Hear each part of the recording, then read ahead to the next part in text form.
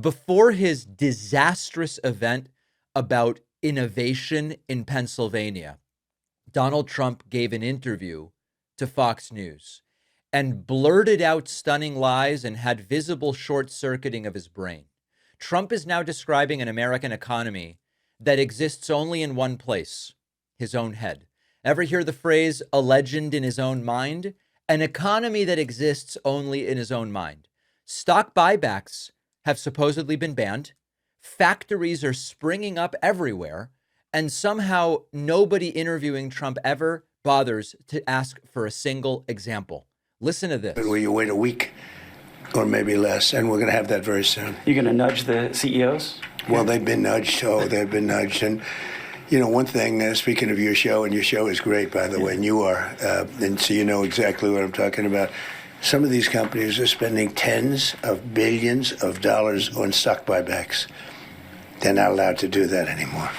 Now they have to build plants, so they're building plants all over the country. But where you wait a week, no tax on tips, or maybe less, and we're going to have that. No tax on tips and no tax on Social Security, which happens to not be in Trump's tax bill, but Trump goes, that's what's in the bill. And similarly, stock buybacks aren't banned. Companies are allowed to buy back their own stock. They continue to do it. They're continuing to announce massive stock buyback programs with the goodies that they got from Trump in his tax bill. So where did Trump get the idea that companies have been ordered to stop buying shares and start building factories? I have no idea. I have no idea. Maybe somebody explained a provision involving a particular company or an industry, and Trump said, oh, stock buybacks are banned, but they're not.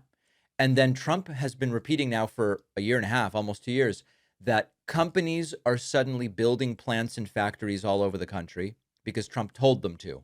It's completely detached from reality. Now, there are some companies that have announced new facilities. Some of those said that they're doing it thanks to Joe Biden's infrastructure bill. But it's very easy to announce. You've then got to plan, get permits, financing, construction. This is years and years. And Trump routinely will take projects that were conceived earlier, like under Biden, and say, I did it. He'll take projects that will never be completed and say, I did it.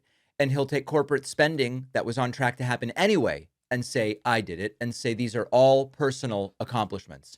Now, a huge share of the investment that Trump is celebrating is going to data centers built around automation and AI. And those projects are very expensive and they create relatively few permanent jobs. We've talked about the data center situation quite a bit.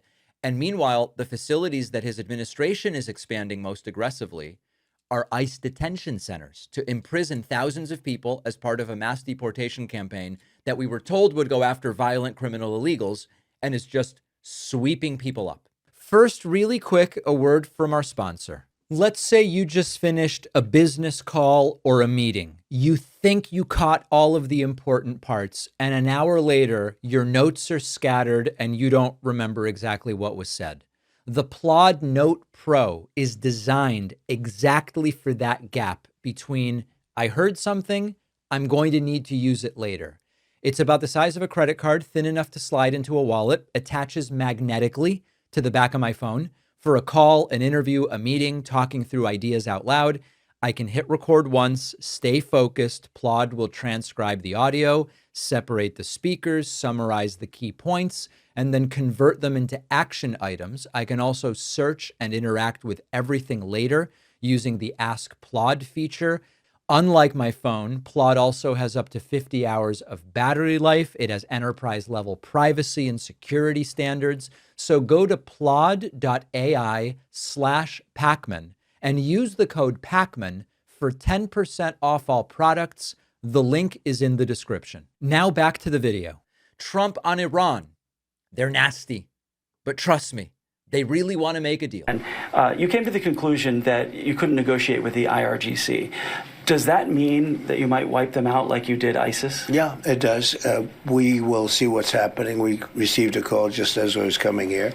They want to meet. They always want to meet.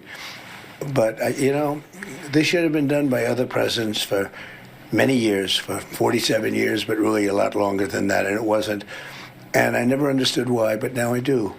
Because if you're not going to do it the way I'm doing it, you're never going to make a deal with them. They were very difficult. They're good negotiators. They were tapping everybody along for 47 years. Then Obama came in and he just offered him, a fortune of money. He paid him off. 1.7 billion in green cash and hundreds of billions of dollars. Green cash. And that really set everyone else back because they started wanting to make nuclear weapons. And then we hit them just about a year ago, with the B-2 bombers, and that ended that. So we got a little bit lucky. Our timing was a little bit lucky. Yeah, so Mr. President, Dan Kane, Raising Kane, is your chief of staff. Right. He was the one, or Joint's chief of staff, he was the one who wiped out ISIS. That's right. Could he be tasked then now to wipe out the IRGC if you can't negotiate with them? Well, we're going to be in good shape. I mean, they are really, they've been depleted. Their weapons are down 91%. The drone capacity is way down. They still have, but not a lot. Their manufacturing capacity is down. Their rocket launchers and their missile launchers are way down. Their missiles are way down. They're probably depleted by 88, close So how are they continuing to bomb? to 90%. Now, that doesn't mean there's still not danger, and there is. They're nasty people, but they want to make a deal. I can tell you they want to make a deal. They really don't seem to want to make a deal. This is Trump's entire theory of diplomacy. You call the other side nasty people and insist they're desperate to make a deal. You give no evidence. You have negotiations that are going nowhere. And Trump always says everybody's so scared of him, they want to make a deal. Iran wants a deal. Russia wants a deal. China wants a deal.